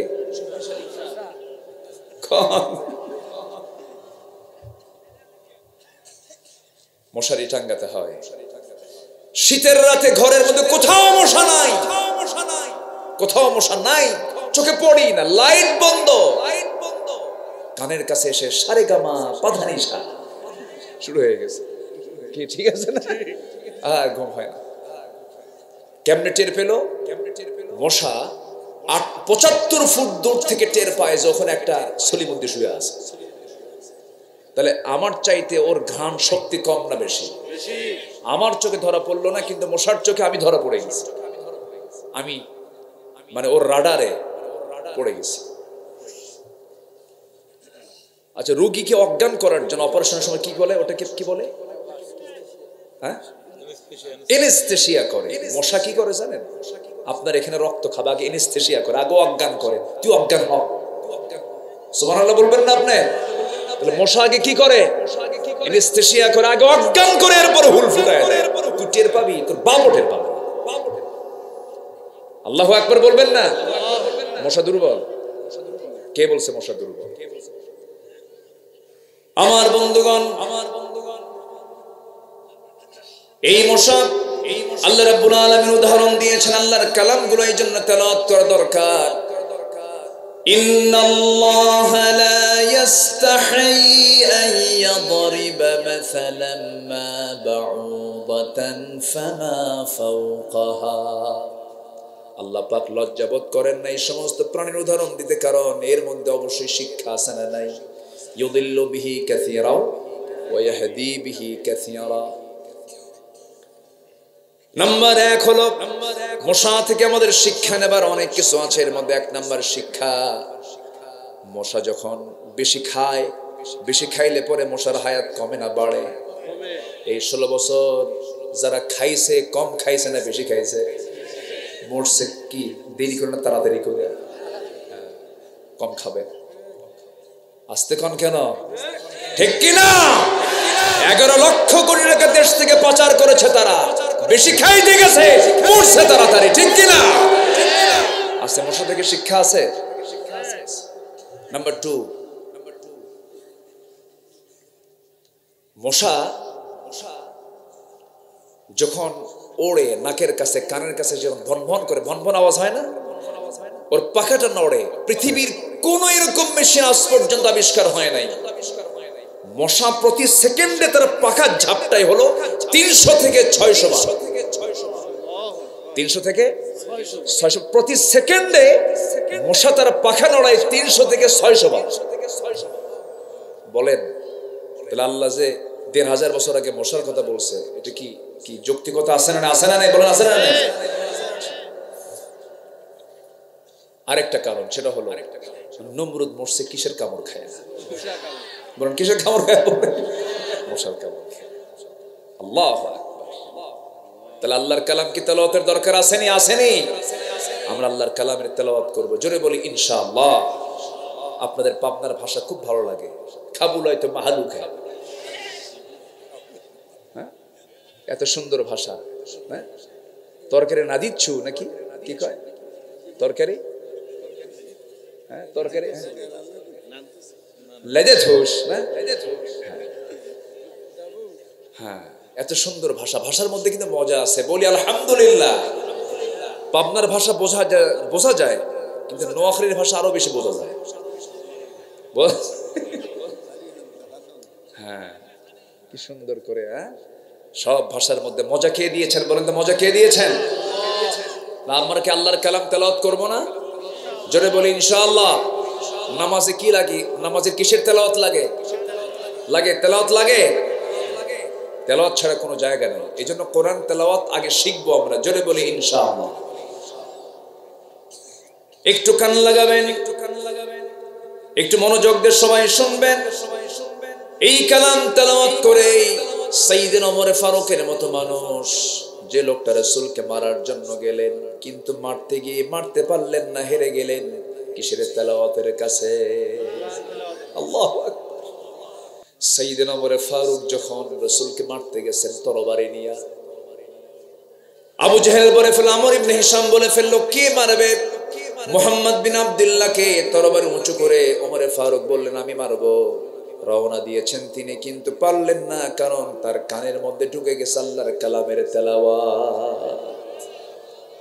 তাহা মা আনজালনা আলাইকাল কুরআনা লিতাশকা, এই আয়াত যখন শুনলেন সঙ্গে সঙ্গে তিনি চোখের পানি আটকাতে পারলেন না। আয়াতগুলো নিয়ে গিয়ে নবীর সামনে দাঁড়ায় চোখের পানি ফেলে ফেলে তরবারি নবীর পায়ের কাছে রেখে দিয়ে বলছে, আল্লাহর নবী, আপনাকে আজকে হত্যা করতাম কিন্তু পারলাম না, কোরআন তেলাওয়াত আমাকে হারায় দিয়েছে। জোরে বলি সুবহানাল্লাহ। ওমর কি মানুষ হয়ে গেলেন দেখেন, কি ব্যক্তি হয়ে গেলেন তিনি। রাষ্ট্রের তহবিলে কিছু মধু ছিল, রাষ্ট্রের তহবিলে কি ছিল? মধু ছিল। সেই মধুটা রাষ্ট্রের তহবিলই ছিল, তার মধুর প্রয়োজন, তিনি অসুস্থ, মধু তাকে শরীরে প্রয়োগ করতে হবে, মধু নিচ্ছেন না। তিনি বললেন, জনগণ আমাকে যতক্ষণ পর্যন্ত রায় না দেবে আমার এই মধুটা নেওয়া আমার জন্য হারাম। জনগণ যদি আমাকে জায়েজ বলে দেয় আমি তখন মধুটা আমি নিতে পারবো। আল্লাহু আকবার। আমার বন্ধুগণ, ওমর ফারুক রাদিয়াল্লাহু তাআলা আনহু, তার এক ছেলে বাজার থেকে ছোট্ট ঘোড়া কিনে এনেছেন, তিনি ঘোড়াটাকে বড় করে বিক্রি করবেন, মোটা তাজা করে বিক্রি করবেন। তার ছেলে ঘোড়া কিনে আনছে, কিন্তু ঘোড়াটাকে ঘাস খাওয়ায়। ওমর ফারুক যেখানে থাকেন সেটা হলো রাষ্ট্রের জায়গা, তার পিছনে একটা রাষ্ট্রের জায়গা আছে, সেখানে ঘাস জন্মায়। সেই রাষ্ট্রের জায়গার উপরে যে ঘাস জন্মায় সেই ঘাস তার ছেলে সেই ঘোড়াকে খাওয়ায় আর ধীরে ধীরে বড় করে। ঘোড়া যখন বড় হয়ে গেল, মোটা তাজাকরণ করার পর ঘোড়া বিক্রি করতে গেছে লাভ করার জন্য, বাজারে বিক্রি হয়ে গেছে। কিন্তু যেদিন বিক্রি হয়েছে সেদিন ওমর ফারুক আর বাড়ি থেকে বের হন না, আমার ছেলে আগে আসুক। দরজার মুখে দাঁড়ায় আছেন, সামনে ছেলে যখন দাঁড়ায় আছে, ছেলেকে বলছেন, আমার কলিজার টুকরার সন্তান, ঘোড়া কোথায়? বিক্রি করেছি। কিনছো কত? এত। বিক্রি করছো কত? এত। লাভ হয়েছে কত? এত। এই লভ্যাংশের টাকাটুকু রাষ্ট্রীয় কোষাগারে জমা দাও, কারণ ঘোড়া তোমার হতে পারে কিন্তু ঘাস হলো রাষ্ট্রের জায়গা। আরেকটু আস্তে করুন সুবহানাল্লাহ। কি কিসের তেলাওয়াত বলেন? কিসের তেলাওয়াত? কোরআনের তেলাওয়াত। ওমর ফারুক রাদিয়াল্লাহু তাআলা একদিন রাষ্ট্রের কিছু মধু পেলেন ভাগে, সেই মধুটা আবার 5 ভাগে ভাগ করে তিনি প্রতিবেশীদের মাঝে সমান করে দিবেন। মধুর বোতলটা নিয়ে এসে বউকে বলছেন, বউ আমার, বেশি দিন কিন্তু আগের কথা নয়, ওমর ফারুক ছিলেন 40টা রাষ্ট্রের তিনি রাষ্ট্রপ্রধান। কয়টা রাষ্ট্র বলেন? 40টা রাষ্ট্রের রাষ্ট্রপ্রধান তিনি। হাতের মধ্যে মধু নিয়ে এসে বউকে বলছেন, বউ আমার, এই মধুর বোতলে 5টা ভাগ করবে, আমাদের একটা অংশ আর বাকি 4টা অংশ প্রতিবেশীর মাঝে বন্টন করবে। বউকে দায়িত্ব দেওয়ার 2 থেকে 3 মিনিট পর আবার বলছেন, স্ত্রী, মন খারাপ করা যাবে না, আমি তোমাকে মধুভাগের দায়িত্ব দেব না, আমি অন্য কাউকে দেব। বলুন, কোন স্বামী যদি স্ত্রীর সঙ্গে এমন আচরণ করে পরিবেশ কেমন হবে? কিছুই হবে না। মানে আপনাদের বউরা সব রাবেয়া বস্তি হয়ে বসে আছে, কোনো গন্ডগোল করবে না, না? হ্যাঁ, লাগবে কিছু, লাগবে নাকি? লাগবে কিনা? তুমি সংসার করবো আমার সাথে, এত সন্দেহ করো? কিচ্ছু বললেন না তার স্ত্রী, মধুর বোতলটা নিলেন, কিন্তু মনক্ষুণ্ণ হওয়ার স্বাভাবিক। মধুর বোতলটা নিয়ে প্রতিবেশীর একজনের কাছে গিয়ে বললেন, ও আমার প্রতিবেশী ভাই, এই যে মধুর বোতল তোমাকে দিয়ে গেলাম, এটাকে তুমি সমান 5 ভাগে ভাগ করবে, একটা ভাগ আমাকে দেবে, বাকি 4 ভাগ 4 জনকে দিয়ে দিবা। তিনি তার অংশ, মধুর বোতল নিয়ে তার অংশটুকু নিয়ে বউয়ের সামনে এসে বলছে, আমার স্ত্রী, আল্লাহর কসম করে বলি, আমি তোমাকে ভালোবাসি, আমি তোমাকে সন্দেহ করি নাই, আমি তোমাকে ডাউট করি না, আমি তোমাকে একটাবারের জন্য সন্দেহ করে আমি তোমার কাছ থেকে মধুর বোতল ফেরত নেই নাই। মধুর বোতলটা ফেরত নেওয়ার উদ্দেশ্য হলো, মধু হলো তরল জিনিস, এটাকে ভাগ করতে গেলে, এটাকে যখন তুমি ভাগ করতে যাবে সেই সময় কিছু মধু তোমার হাতে লেগে যাবে, সেই মধুটা 1 ফোঁটা হোক, 2 ফোঁটা হোক, 3 ফোঁটা হোক, এতটুকু মধু আমাদের ভাগে বেশি আসুক চাই নাই মনে করে মধুভাগের দায়িত্ব আমরা অন্যের কাঁধে তুলে দিয়েছি। কিসের তেলাওয়াত বলেন? কিসের তেলাওয়াত? কোরআন তেলাওয়াত করলে মানুষ ভালো হয়ে যায়। বলি আলহামদুলিল্লাহ, আমরা কোরআনটাকে বুঝবো নিয়মিত, জোরে বলি ইনশাআল্লাহ। কিন্তু কোরআন তেলাওয়াত হয় আমার দেশে কখন জানেন? মানুষ যখন মরে যায়, যখন মানুষ কি হয়, তো হুজুর কিছু ভাড়া করে আনো তো, আল্লাহ ঠেকা পড়ছে তোমার ওই ভাড়া করা তেলাওয়াত আল্লাহ কবুল করা। কি কথা কি বুঝতেছেন আপনারা? সারা জীবন আকাম কুকাম করে বেরিয়েছ, কোরআন নাসিল হয়েছে মরা লোকের জন্য, জিন্দা লোকের জন্য। জিন্দা লোকের জন্য কোরআন নাসিল হয়েছে। সম্মানিত ভাইয়েরা, এই কোরআন তেলাওয়াত করেই তো ওমর ভালো হয়েছে। একজন সাহাবী নবীর সামনে বসে বসে কাঁদে। রাসূল বলেন, সাহাবী কাঁদলো কেন? হুজুর, আপনি বলেছেন ইসলাম কবুল করলে সব গুনাহ মাফ হয়, কিন্তু আমার মনে হয় একটা গুনাহ মাফ হয় না। কি গুনাহ? হুজুর, নিজের হাতে নিজের মেয়েকে খুন করেছে। রাসূল বললেন, কেমনে খুন করেছে বলো তো? নবীজি আবার শুনতেন, কেউ কোনো কথা বলা শুরু করলে অনেক লম্বা সময় চুপ থেকে শুনতেন। দেখবেন না সমাজে কিছু লোক আছে শুনতে চায় না, খালি কয়, এরকম আছে না কিছু লোক আছে? রাসূল এরকম ছিলেন। রাসূল শুনতেন লম্বা সময় নিয়ে। বসো, কি বলতে চাও বল। আমার নবীজি সামনে থেকে বসায় দিলেন, চোখে তার পানি টলমল করছে, কাঁদতেছেন। রাসূল বলছেন, কেঁদো না। সাহাবী, কি হয়েছে বলো? তিনি বলছেন, হুজুর, আমি যেদিন থেকে দিন গ্রহণ করেছি সেই দিন থেকে আজ পর্যন্ত কোনো রাত আমি ঘুমাতে পারি না। একটা বারের জন্য, একটা রাতের জন্য আমি ঘুমাতে পারি নাই। একটা কারণ, সেটা হলো ইসলাম গ্রহণের পূর্বে কোনোদিন মনে হয় না এমন কিছু, কিন্তু যেদিন থেকে ইসলাম গ্রহণ করেছি সেদিন থেকে রাতের বেলা যখন ঘুমাতে যাই তখন মনে হয় পিছন থেকে আমার সেই মেয়েটা ডাকতেছে আব্বা আব্বা বলে। কি করেছে বলো তো? খুঁজো। আমি আমার স্ত্রীর গর্ভে যখন সন্তান হলো সেই সময় বললাম, বাবার বাড়ি যাও, সন্তান যদি ছেলে হয় নিয়ে আসবে, মেয়ে হলে জীবন্ত পুঁতে হত্যা করবে। পাঠায় দিলাম। সন্তানটা মেয়ে হয়েছে, বউটা আমাকে আড়াল করে সন্তান মেয়ে হয়েছে না বলে সন্তান মৃত হয়েছে। সন্তানটাকে পাশের বাড়িতে রেখে সন্তানকে ধীরে ধীরে আমার আড়ালে বড় করেছে। 6 বছর দেখি নাই কোনোদিন। হঠাৎ করে একদিন আমার সামনে পড়ে গেল, চট করে ধরলাম। আমার মতো চোখ, আমার মতো কপাল, আমার মতো হাত পা, চট করে ধরে বউয়ের সামনে হাজির করলাম। বউটা আমার থরথর করে কাঁপে আর বলে, সন্তানের তথ্য কতক্ষণ গোপন করব? সন্তান তো আমাদেরই। আমি দারুণ খেপে গেলাম, অগ্নি শর্মা হয়ে গেলাম। শিরকিয়াতের কারণে, জাহালাতের কারণে মেরে ফেলার জন্য প্ল্যান করলাম। সূক্ষ্ম অভিনয় শুরু করলাম। মেয়েটাকে কোলের মধ্যে আদর করলাম। মেয়েটা বলছে, বাবা তুমি তো খুব ভালো, আমার মা তোমার সঙ্গে কেন পরিচয় করে দিল না? হুজুর, আমার সন্তানটা আমাকে সম্পূর্ণ বিশ্বাস করে আমাকে চুমা খায়, আমাকে আদর করে। পরের দিন সকালবেলা বললাম, মা তোমাকে আজকে তোমার নানির বাড়ি নিয়ে যাব। সে পাগল হয়ে গেল, ছটফট করছে। মাকে বললাম, মা আমাকে সাজিয়ে দাও। বউটা আমাকে সাজিয়ে দিল তার মেয়েকে। সাজগোজ করে মেয়েটাকে নিয়ে আমি যখন রওনা করলাম, চুমা দিলাম, আদর করলাম, মেয়ে আমার সঙ্গে রওনা দেওয়া শুরু করলো। কিন্তু সন্তান তো জানেন আমি কেমন পাষাণ পিতারে। হুজুর, আমি সন্তানকে নিয়ে আমি রওনা দিয়ে জঙ্গলের দিকে চলে গেলাম। মেয়েটার মুখ ছোট হয়ে গেছে। মেয়ে বলছে, বাবা এইদিকে যাও কেন? তুমি নানির বাড়ি না যাবা? কিচ্ছু বললাম না। জঙ্গল পার হয়ে সামনে গিয়ে আমি ঠিক দুপুর বেলা কোদাল হাতে নিয়ে গর্ত খনন শুরু করে দিলাম। মেয়েটা আমাকে বলছে বারবার, বাবা নানির বাড়ি কখন যাবে? নানির বাড়ি কখন যাবে? গর্ত কেন খনন করছো? কিচ্ছু বললাম না।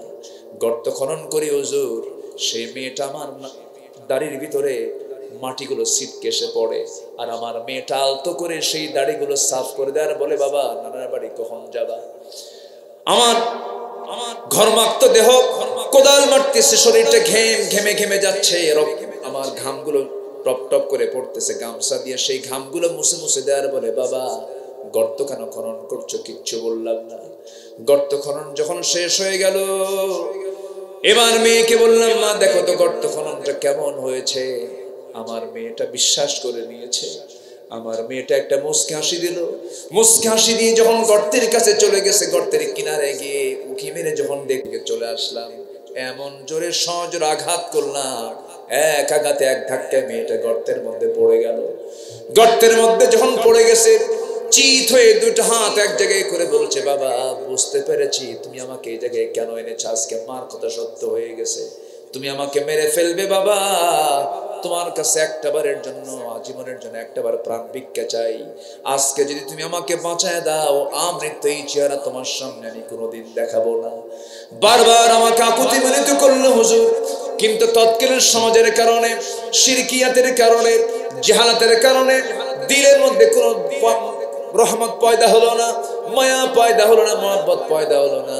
হাতের মধ্যে পাথর নিলাম, পাথর নিয়া সন্তানটার কলিজা বরাবর যখন পাথর মেরে দিলাম, ফিঙ্কি দিয়ে রক্ত পড়া শুরু হলো।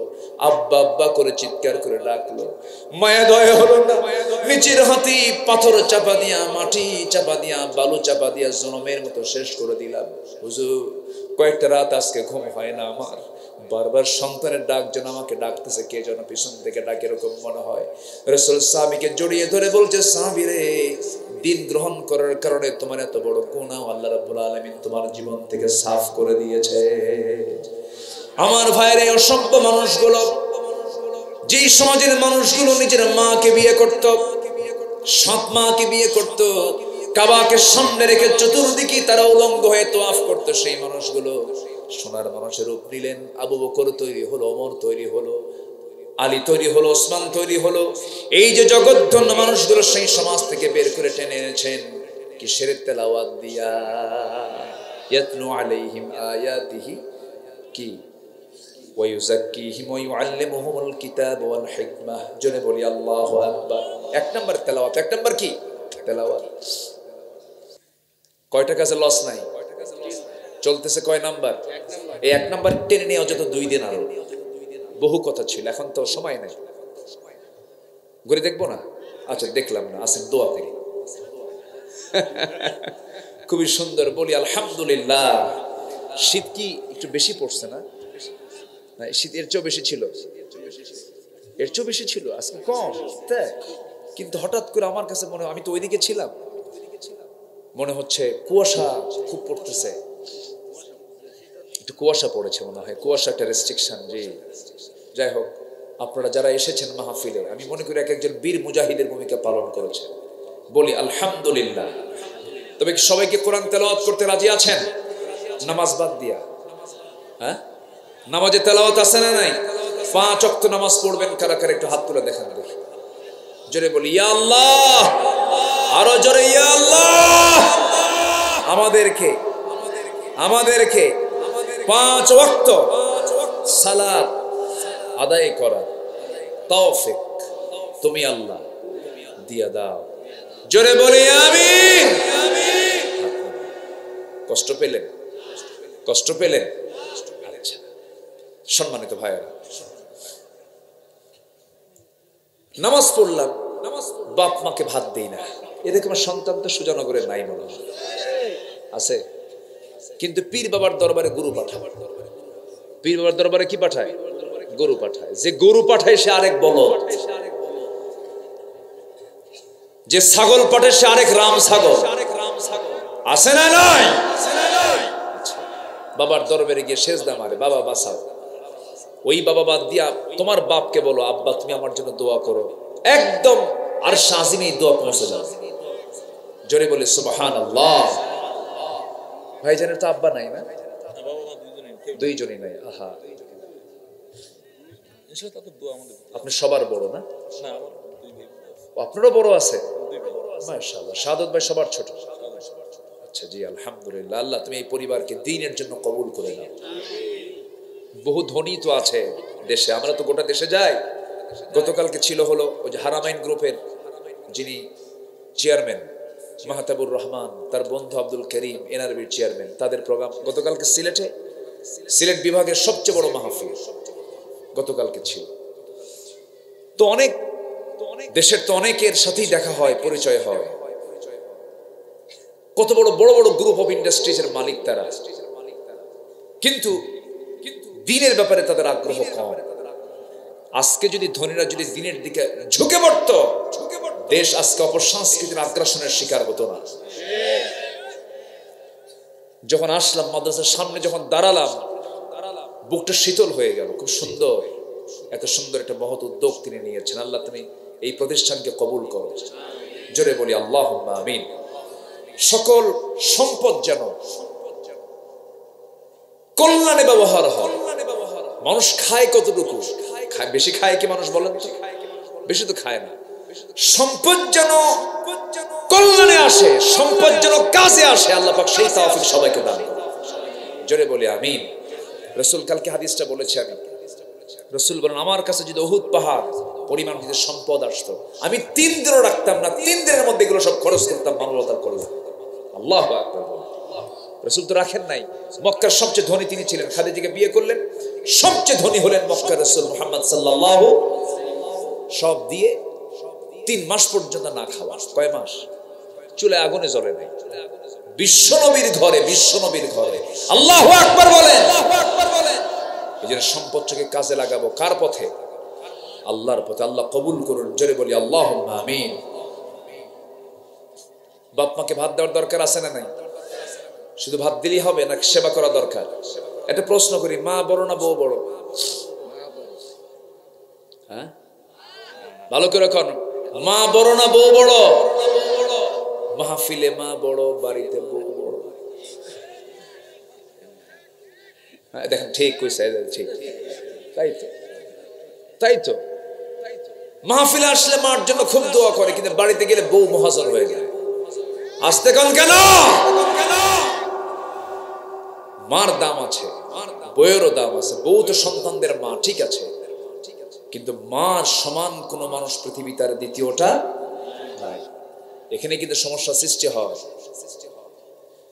কোন স্ত্রী যদি আপনাকে তার মা থেকে, আপনার মা থেকে যদি সম্পর্ক ছিন্ন করার যদি কোনো চিন্তা করে, একটা কথা মাথায় রাখবেন, যদি কোনো ব্যক্তির দ্বারা প্রভাবিত হয়ে যদি আপনি আপনার মা থেকে যদি ছিটকে পড়েন, পৃথিবীর সবচাইতে বড় বরকত থেকে আপনি ছিটকে পড়েন। এটা করা যাবে না, কখনো না। মাকে ভাত দেয় না, মার পাশে দাঁড়ায় না। এই নাটোরে মাহফিল ছিল গত বছর। একজন বৃদ্ধা মা, 72 বছর বয়স, আমার কাছে ভাঙ্গা ভাঙ্গা হাতে একটা চিঠি লিখেছেন। আমাকে বলছেন, হুজুর আমার বয়স 72 বছর, 3টা ছেলে 1টা মেয়ে, মেয়েকে বিয়ে দিয়েছি, 3টা ছেলেও বিয়ে করে নিয়েছে। এই 3টা ছেলের ঘর আমার ঘরের চতুর্পাশে। আমার বয়স 72 বছর, এই বুড়া বয়স আমি নিজে রান্না করে খাই, আর আমার ছেলেদের ঘর থেকে যখন রান্না বান্না হয়, সে রান্নার ঘ্রাণ এসে আমার নাকে ধাক্কা খায়। হুজুর দোয়া করবেন আমার সন্তানদের কলিজাটা যেন নরম হয়ে যায়। আমার বন্ধুগণ,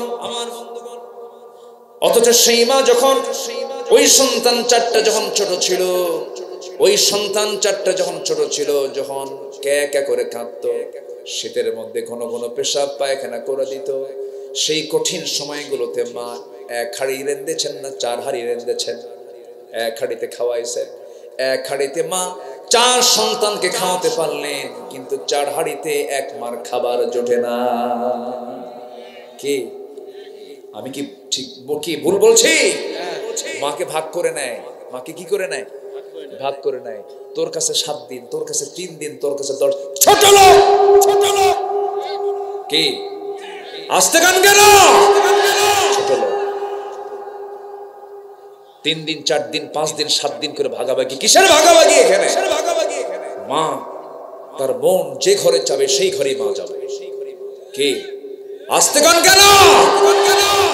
যে ঘরে মা দেবে সেই ঘরে বরকত, সেই ঘরে কি? এগুলো করা যাবে না। আপনি কি জানেন, মা যদি সিগন্যাল দেন আমার সন্তান ভালো, আল্লাহ বলবেন আমার ওই বান্দা ভালো। বাপ যদি বলেন যে আমার ছেলেটা ভালো, আল্লাহ বলবেন এই বান্দা আমার ভালো। রাত 3টার দিকে আমি গত বছর একটা মাহফিলের স্মৃতিচারণ করছি। রাত 3টার দিকে আম্মার সঙ্গে দেখা হয় না বহুদিন। মাহফিলে যাই, বিভিন্ন জায়গায় যাওয়া হয়। 3টার দিকে আমি মাহফিল করে মাকে ফোন দিলাম। 1টার দিকে, মা আমি আসতেছি। বুড়া মানুষ, বাবা আসবা তুমি? হ্যাঁ। মোটামুটি 4টা বেজে গেল। দরজায় গিয়ে নক করলাম, চট করে দরজা খুলে দিয়েছেন। বললাম, মা তুমি কি ঘুমাও নাই? মা বলতেছে, বাজান তুই কি খাবি? আমার তো টেনশন হয়েছে, রান্না বান্না করছি। কিন্তু আপনি 3টার দিকে আপনার বউকে যদি বলেও যদি বলেন আমি আসতেছি 4টার দিকে আসতেছি, রান্না বান্না করবা, ঠান্ডার মধ্যে রান্না বান্না করা যায় নাকি? একটা মানুষ কোনোদিন সন্তানের কাছে অভিযোগ কখনো দেয় না, তিনি হলেন মা। শাড়ি দিবেন না, কোনো ক্লেম নাই। কোনো কিছু কিনে দিবেন না, কোনো ক্লেম নাই। কিন্তু আপনি যদি কম দামি শাড়িও যদি কিনে দেন, কম দামি কোনো কিছু যদি নিয়ে যান, সেই মাটা সেই শাড়িটা একে ওকে দেখায় আর বলে, জানো আমার ছেলেটা এই কাপড়টা আমার দিছে, খুব খুশি। মা খুশি হয়ে যান। কিন্তু আপনার বউকে আপনি 4 ভরি পেটা স্বর্ণের চেন দিয়েছেন, বলবে তুমি আমার এই কেটে কি চেন দিলা? অমুকের বউরে 6 ভরি স্বর্ণের চেন দিয়েছে। ভাইয়ের জন্য আপনি একটা কিনে দিয়েছেন, সে বলবে আমার ভাই কি কিনে আনছে, দাম কম।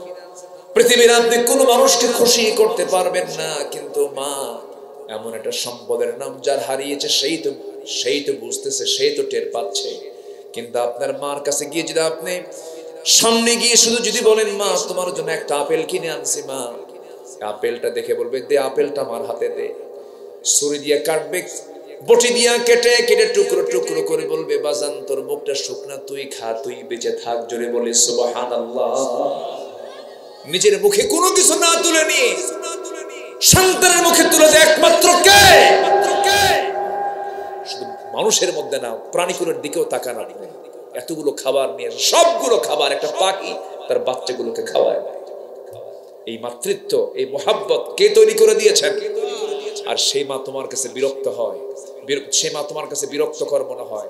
সে মাকে খাবার দিতে নিয়ে তোমার কৃপণতা আসে, হিসাব করো এত দিতে পারবো না, বাপ্পার খরচে কোনো হিসাব নাই, ঠিক কিনা? যা লাগবে বাপ মা এরকম কিছু চাইও না যে তুই আমার আকাশের চাঁদ দে, এরকম কিছু ডিমান্ড কি কোনো বাপ মার আছে? না, বরং আপনি বেশি টাকা দিলে বলে, এত লাগে না আমার, তুই নে এটা, তুই এটা কর, এত খরচ করিস কেন, ধমক মারে উল্টা, ঠিক কিনা? পৃথিবীতে দুজন মানুষকে কম দিয়ে সন্তুষ্ট করা যায়, সে দুজনকে বলেন, বলেন কে?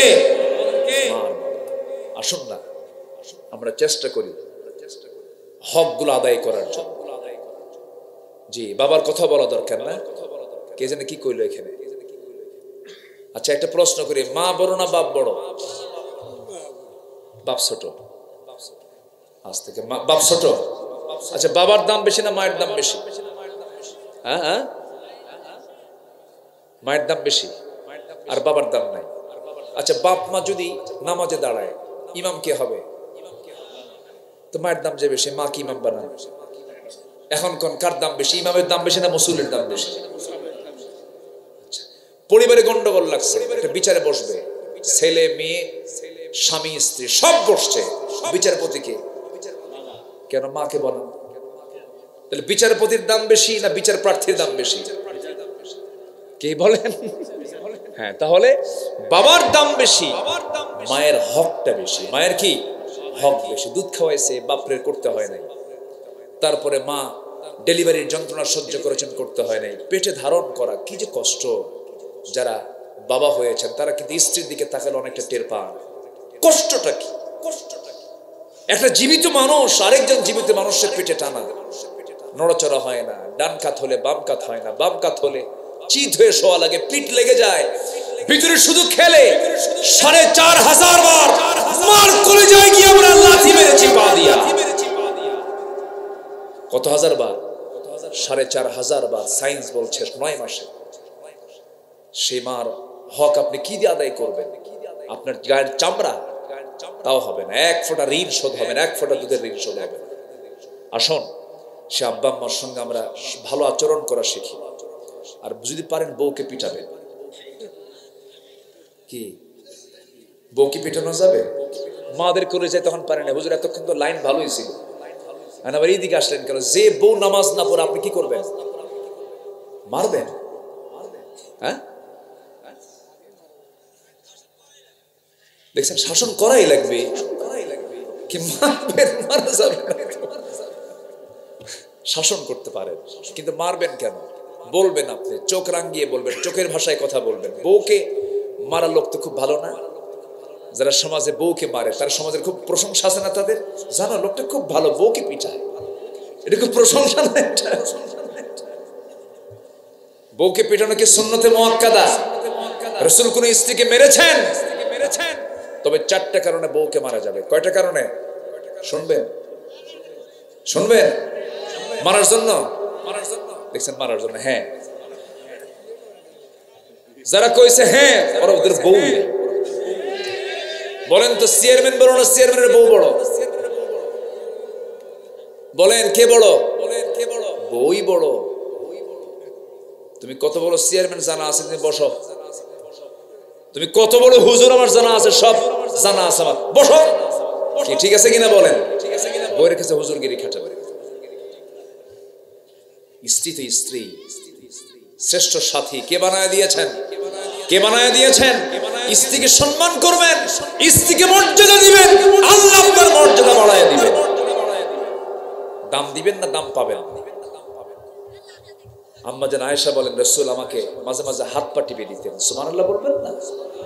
সেবা করতেন। চারটা কারণে মারা যাবে। নাম্বার 1, স্ত্রী যদি নামাজ না পড়েন। নাম্বার 2, রোজা যদি না রাখেন। নাম্বার 3, যদি কি বলে স্বামীর যদি আনুগত্য না করেন। নাম্বার 4, সে যদি সতীত্বের মর্যাদা যদি না রাখে, সতীত্বের হক যদি আদায় না করে, সতীত্ব যদি না রাখতে চায়, পর্দায় যদি না থাকে। এই 4টা কারণে স্বামী তার স্ত্রীকে মারতে পারবেন। তবে মারার ক্ষেত্রে শর্ত হলো, পকেটে যে মেসওয়াক থাকে সেটা হচ্ছে 9 ইঞ্চি মেসওয়াক। এই 9 ইঞ্চি মেসওয়াক দিয়ে আপনি তাকে মারতে পারবেন, তবে মুখে নয়, নাকে নয়, কপালে নয়, বুকে নয়। 9 ইঞ্চি মেসওয়াক দিয়ে যদি কোনো মানুষের সামনে যদি তার বউকে মারতে নেয়, দেখে কি বলবে? মারে না সোহাগ করে। লাইনে ছিলেন, উপায় না, মারা যাবে না। স্ত্রীকে মারা ঠিক না। রাসূল কোন স্ত্রীকে মেরেছেন? আল্লাহ তুমি সবাইকে বোঝার তৌফিক দাও।